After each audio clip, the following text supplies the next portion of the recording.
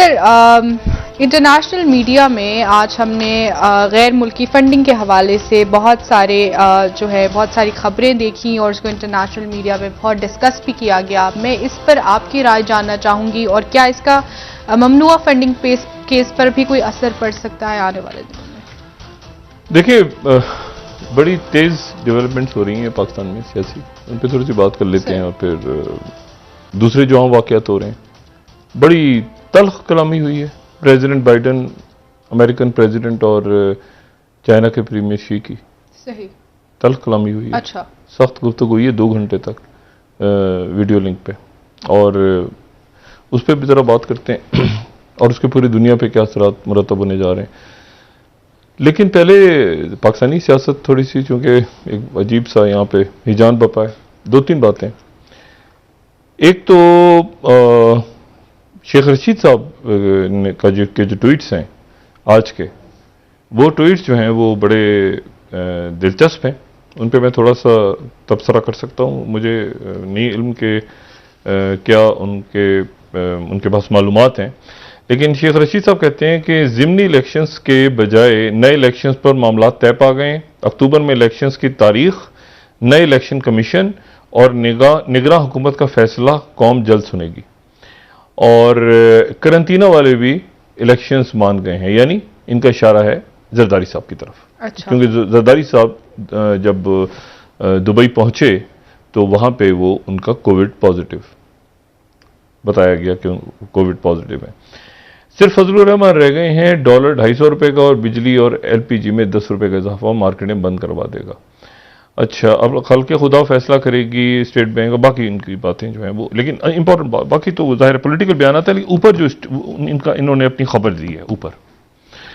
अच्छा, ये खबर जो है इसको थोड़ा सा मुख्तलिफ, चूँकि शहर इक़्तिदार इस वक्त मुख्तलिफ यहाँ बातें चल रही हैं, तो मामला चल रहे हैं, तो उसमें एक तो ये बात चल रही है कि खान साहब का जो टेलीफोन वगैरह ब्लॉक हो गया था, वो अब टेलीफोन क्या ब्लॉक होना था, अब तो मुलाकात खान साहब की भी शुरू हो गई हैं। परवेज़ खटक साहब ने बड़ा अहम किरदार अदा किया उसमें।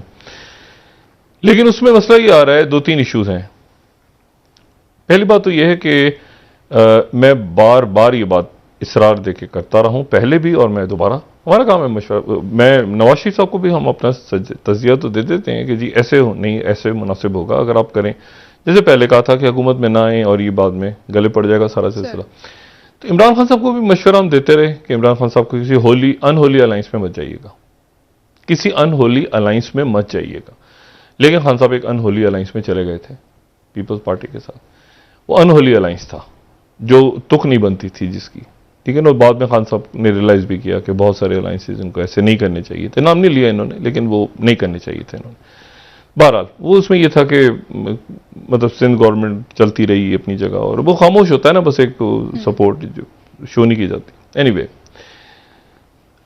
अब इशू ये है कि फिर खान साहब के सामने एक जो है किसी ने एक फार्मूला रखा है कि जी पीपल्स पार्टी के साथ अगला इलेक्शन आप लड़ें।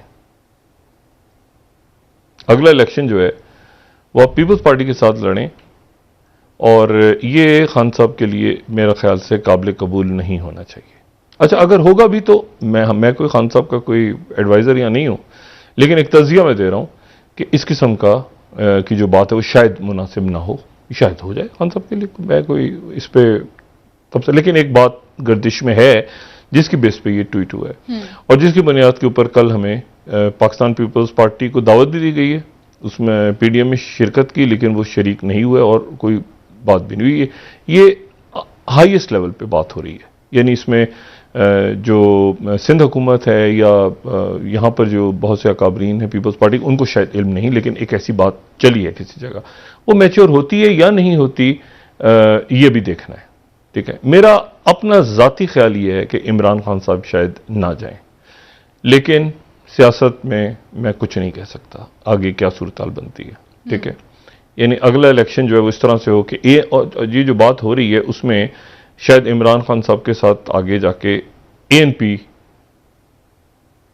जो है उसका भी किसी जगह पर कोई बात चली है। ANP की क़यादत को इल्म नहीं, लेकिन क़यादत में शायद किसी को इल्म हो नहीं हो, लेकिन कोई बात चल रही है कि ANP भी शायद उधर हो, ऐसे हो। जमात इस्लामी भी शायद इमरान खान इस तरह से अलायंस हो, क्योंकि जमात इस्लामी पीडीएम में नहीं है, पीपल्स पार्टी भी पीडीएम में नहीं है अभी तक, उनको दावत दी गई है अभी इस वक्त।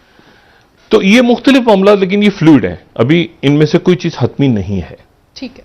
अच्छा, एक बात। दूसरी बात, इमरान खान जितनी जल्दी इलेक्शन कॉल करवाएंगे, जितनी जल्दी असेंबलीज तोड़वाएंगे, उतना जल्दी वो मुख्तलिफ अहम फैसलों के अंदर वो उनका कोई रोल बनेगा इलेक्शंस के मामलात पे, इलेक्शंस की तरफ जाने के लिए। जो हुकूमत है नवाज शरीफ साहब, उस पर अभी तक एक खामोशी है कि मुद्दत तो पूरी करेंगे, ये कल कहा मौलाना फजलुर रहमान साहब ने, लेकिन सूरत हाल ऐसी है कि वो 10-11 इस्तीफे उन्होंने मंजूर इसलिए कर लिए हैं कि ये खबर चल रही थी कि शायद पीटीआई वापस आ जाए और उनके साथ 1-2 इत्तेहादी बाप पार्टी और एमकेएम शायद उधर जाएं और दोबारा हुकूमत जो है वो ऊपर नीचे हो जाए।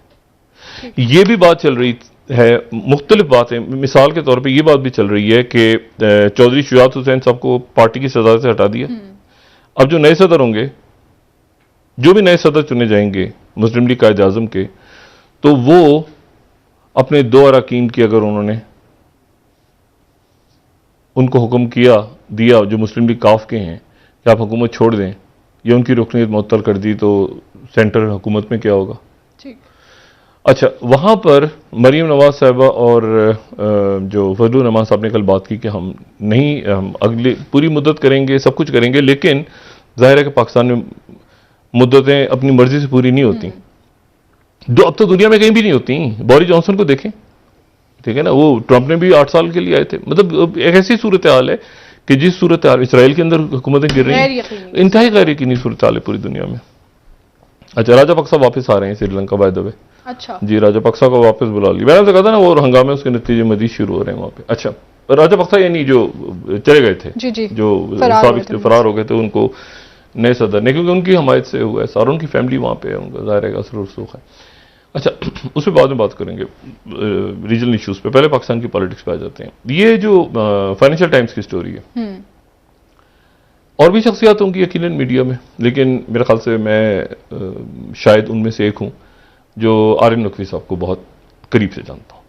और उसकी वजह यह है कि जब मीडिया में आमद हुई और ये सारा दुबई मीडिया सिटी स्टार्ट हुआ और सब कुछ हुआ, तो उसी ज़माने में आरिफ नकवी साहब जो हैं वो अपने आप को दुबई में वो आ चुके थे, और वो काफ़ी यानी जो बड़े पाकिस्तानी वहाँ पे ऑलरेडी बहुत, यानी चंद पाकिस्तानी जो कि बड़े अपने कदम जमा रहे थे और ऊपर जाते नजर आ रहे थे, उनमें से आरिफ नकवी साहब थे।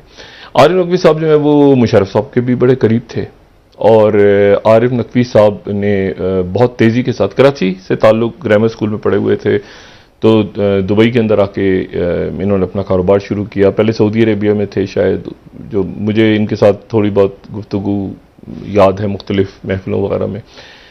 तो उसके बाद ये हुआ कि ये जो है ये बड़ी तेज़ी के साथ इन्होंने वहाँ पे हम इस तरह से अंदाजा होता था कि बोर्ड्स लग रहे हैं बहुत बड़े, यानी मेरे काम से कोई इनके काम का ताल्लुक नहीं था, लेकिन ये था कि कुछ फंक्शन में आप गए तो वहाँ पे आरिफ नकवी साहब के घर पे कोई दावत हो रही है, आरिफ नकवी साहब जो है वो मतलब फलाना शख्स है, फलाना कॉन्फ्रेंस हो रही है, फलाना, तो वो आरिफ नकवी साहब एक तेज़ी के साथ ऊपर जाते हमें नजर आए। और उसके बाद फिर ये हुआ कि 2005 में ये के इलेक्ट्रिक प्राइवेटाइज हो गई थी यहाँ पे। तो इनका जो अबराज ग्रुप था 2002 में शायद किसी और नाम से स्टार्ट हुआ था, बाद में वो ग्रुप बन गया था। एनीवे, लेकिन अबराज कैपिटल, अबराज ग्रुप, इन्होंने उसको एक और कंपनी को लेके बाद में उसको ग्रुप बना दिया था शायद। एनीवे, 2005 में ये हो गया था कि ये के इलेक्ट्रिक जो है ये मुशर्रफ साहब के वक्त में एक सऊदी ग्रुप ने और एक गैर मारूफ से पाकिस्तानी कोई कंपनी थी, उन्होंने ले लिया था। लेकिन वो जो लिया था तो वो उसको केमन आइलैंड के अंदर ऑफशोर कंपनी के थ्रू उसके शेयर्स गए थे, 60-65% शायद। लेकिन फिर ये हुआ कि आरिफ नकवी साहब ने 2009 में पाकिस्तान पीपल्स पार्टी की जब गवर्नमेंट थी तो के इलेक्ट्रिक इन्होंने ले लिया। ये अबराज ग्रुप की सबसे बड़ी इन्वेस्टमेंट थी। बेनजीर भुट्टो साहबा से बड़ी अच्छी इनकी अलग सेलेक्ट, और जरदारी साहब से भी बहुत अच्छी अलग सेलेक्ट, और इनकी जो है ये इनकी जो रिहाइश गाह थी वो एमिरेट्स हिल एक जगह है दुबई के अंदर रहने वाले लोग सारे जानते होंगे, एमिरेट्स हिल्स में बेनजीर भुट्टो साहिबा की रिहाइश का भी थी, इनकी भी थी, उसके बाद इसहाक डार साहब की भी वहीं थी। अच्छा, ठीक है ना। तो ये एक अच्छा पॉश इलाका वहां पे दुबई में, तो वहां पर इनकी रिहाइश बड़ी विला थी इनकी। एमिरेट्स हिल्स लेकिन जाहिर है कि यानी ये उसी दौर में ये 2002, 3, 4 ये एमिरेट्स हिल्स सबसे जो आप समझते पॉश इलाका दुबई का, अब तो उससे बड़े इलाके बन गए हैं, बड़े बहुत ज़्यादा मरीना वगैरह ये सारे, लेकिन उस वक्त एमिरेट्स हिल्स पे दुबई जो है वो ख़त्म हो रहा था। अच्छा, अब ये है कि उस वक्त फिर ये हुआ कि आरिफ नकवी साहब बहुत आगे गए। अच्छा, ये वर्ल्ड इकोनॉमिक फोरम के अंदर, और फिर उसके बाद ये जरदारी साहब के भी करीब, ये मतलब सब पाकिस्तानी जैसे होते हैं ना, लेकिन ये मैंने से कहना कि पाकिस्तान के चंद लोग जिन्होंने बहुत ज्यादा तरक्की की पाकिस्तान से बाहर, उनमें से एक थे। तो ये हर गवर्नमेंट जो भी थी उसके साथ इन्के एक ताल्लुकात होते थे, हर एक के साथ। ये बहुत पॉलिटिकल भी नहीं थे, ये एक बिजनेस इन्वेस्टमेंट, गवर्नमेंट आ रही है, ये सारा करे। तो ये इन्वेस्टमेंट लोग इनके पास ट्रस्ट करके इन्वेस्टमेंट लगाते थे, आगे बिजनेस में लगाते थे, और उनका जैसे इन्वेस्टमेंट बोर्ड्स होते हैं, इन्वेस्टमेंट कंपनीज होती हैं, तो दुनिया की मतलब बड़ी कंपनीज में से एक, ठीक है ना, कुछ 16 अरब डॉलर्स, 16 बिलियन तक एक वक्त में इनके जो है इनके पास एसेट्स हो गए थे।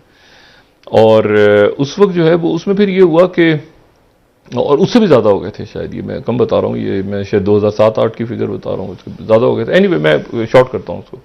उसके बाद ये हुआ कि ये 2010 में इनको देखा, 11, 12, 13 ये आगे जाते गए, ठीक है।